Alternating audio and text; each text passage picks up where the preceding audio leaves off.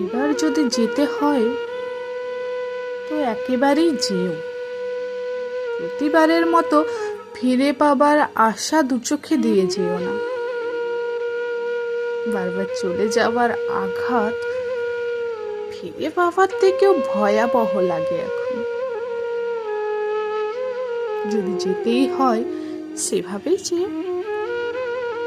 আলগুছে দরজাটা আধ খোলা রেখে নয়, আলনায় দু একটা কাপড় হেলানো ছড়িয়ে ছিটিয়ে নয়, দুটো ব্রাশ তোয়ালে একা করে নয়।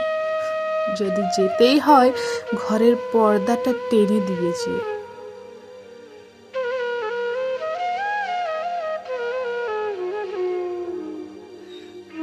যেন নিরাশার ঘুম দিয়ে কেটে দিতে পারি ঘরে খিল দিয়ে। যদি সত্যিই যেতে চাও ফিরে না আসার মতো করে যাও। আমি স্বস্তিতে কাটাতে পারবো বাকিটা জীবন।